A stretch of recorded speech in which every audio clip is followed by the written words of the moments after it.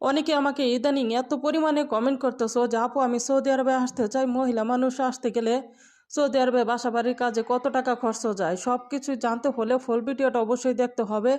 আর আমি কতদিন ধরে আসছি, আমি আলহামদুলিল্লাহ এখানে রানিং মনে হয় কাজ চলতেছে 2016 সালে আসলে এটা 10 বছর 9 বছর এরকমই মনে হয় চলতেছে, কারণ এত হিসাব জানিও না।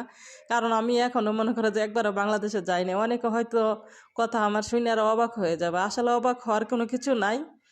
বাংলাদেশে আর কি, বাংলাদেশে তারাই যাইতেছে যাদের আপনজন বলতে সবাই আছে। আর যারা মনে করো সৌদি আরবে মহিলারা বাসা বাড়ি কাজে আসতে চাইতেছো, তারা অবশ্যই আসতে পারো, তোমাদের 1 টাকা খরচ যাবে না। আমি কোনো টাকা পয়সা খরচ করি নাই, বাস আমি পাসপোর্ট আমার নিজের টাকায় করছি।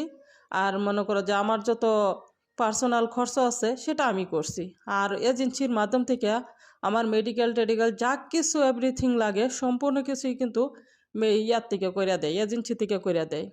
তোমরা 1 টাকাও কখনো কোনো দালালকে দিতে যাবে না।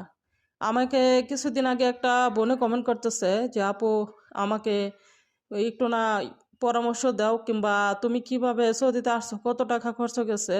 আর আমার কাছ থেকে তো দালালে 50,000 টাকা চাইতেছে।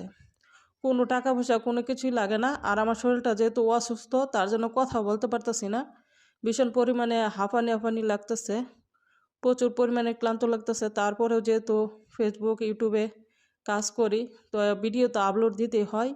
আজকে কয়েকটা দিন ধরে ভীষণ পরিমাণে অসুস্থ, অসুস্থ থাকা সত্ত্বেও এখন কি বলবো, মানুষের বাসায় তো কাজ করি, কাজ তো আর ক্ষান্ত দিয়ে আর বসে থাকা যাবে না, মানুষও তার বসায় রাখবে না, অসুস্থ শরীরে কাজ করতে হয়।